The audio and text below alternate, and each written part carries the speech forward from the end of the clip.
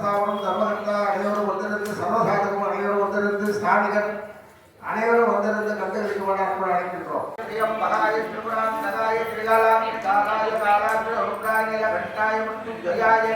सर्वेश्वराय सदाशिवाय श्रीमन् महादेवाय नमः स्वाहा होते सर्वमये पूर्णा हरे ओम महादेवाय नमः पूर्णा भगवान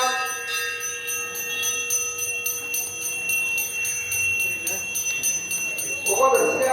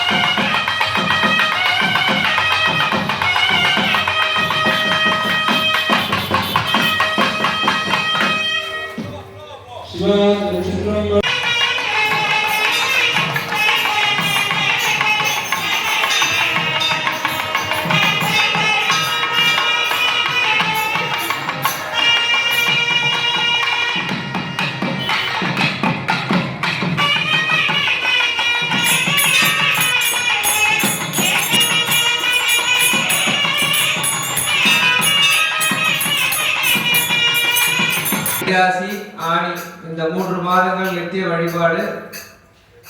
பிறகு ஆடி மாதத்தில் ஆடி கிருத்திகை நட்சத்திரத்தை முன்னிட்டு முருகப்பெருமானுக்கு 1008 சங்காபிஷேக திருக்கல்யாண வைபவம் நடைபெறும். அந்த ஆடி கிருத்திகையில் மட்டும் பார்த்தீங்கன்னா கிழமை மாறும்.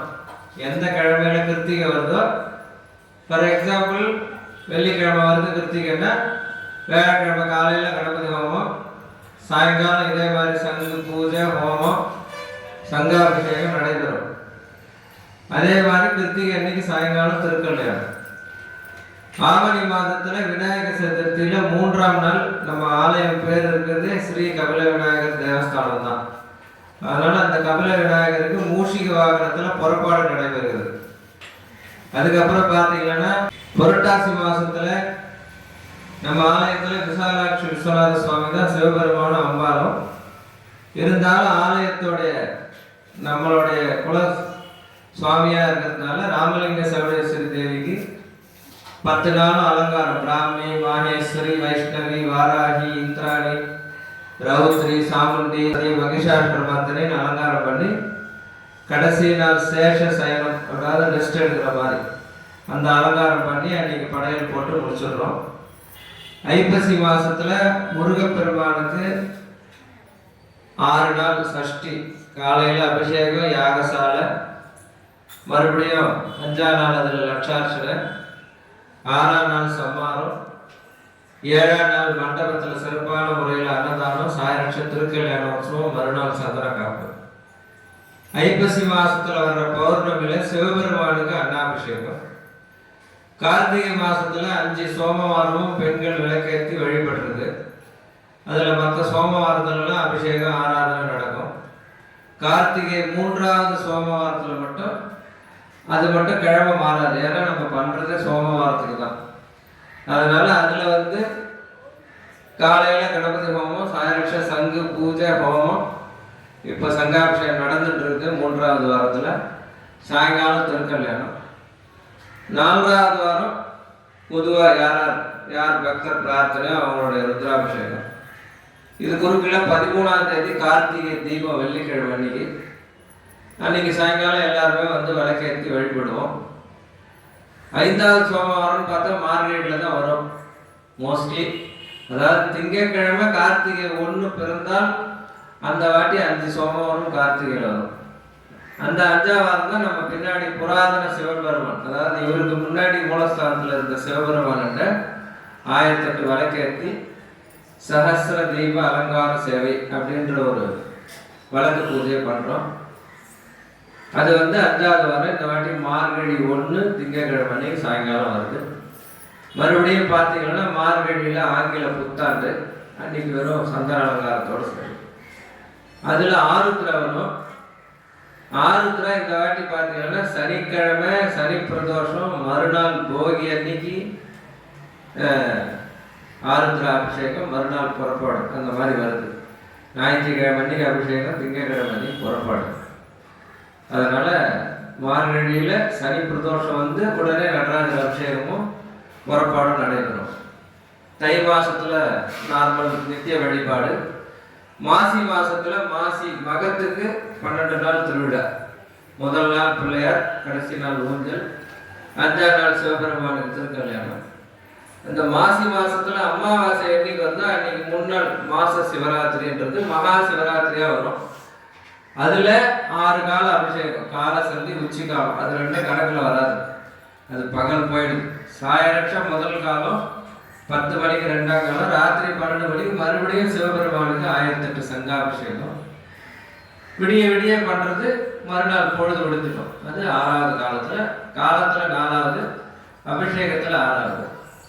அதுக்கப்புறம் பங்குனி நார்மல் நித்திய வழிபாடு. அதனால சாயங்காலம் கல்யாணம் நடக்குது. விருப்பம் இருக்கவங்க கல்யாண டிக்கெட் போட்டு கலந்துக்கலாம். விருப்பம் இல்லாதவங்க எங்களால் இப்போதைக்கு சௌகரியம் இல்லைன்னா ஏதோ ஒரு வரிசை வைக்கிறதா இருந்தால் நீங்களே வீட்டிலேருந்தே ஒரு தட்டு எடுத்துக்கணும். உங்களால் முடிஞ்ச பழம், இல்லை வாழைப்பழம், ஆப்பிள், சாத்துக்குடி, மாதுளை, ஏதாவது ஸ்வீட்டு, காரம், வளையல் உங்களால் என்ன முடியுமோ நீங்களே ஒரு தட்டு எடுத்துன்னு வரணும், வச்சுட்டு சுவாமிக்கு பாதி எடுத்துட்டு மீதி உங்கள்கிட்ட சேர்த்துருவாங்க. அதில் எதுவும் அர்ச்சனை ஆராதனை கிடையாது. நீங்களே தேங்காய் பழம் எடுத்து அர்ச்சனை பண்ணிக்கலாம். கல்யாண டிக்கெட்டாக இருந்தால் 600 ரூபா கொடுத்து இப்போ பதிவு பண்ணிட்டா சாயங்காலம் 6:30 7 ஆகிடும். 7 மணிக்கு மேலே ஒருத்தருக்கா சங்கல்பம், 7:30 மணிக்கு மேலே திருக்கல்யாணம், 8:30 9க்குள்ளே பிரசாதம் கொடுப்பாங்க. தரிசனம் பண்ணிட்டு போகலாம். இப்போ சங்காபிஷேகம் நடந்துட்டு பாருங்கள். ஒரு 10-15 நிமிஷத்தில் கலசாபிஷேகம் நடக்கும்.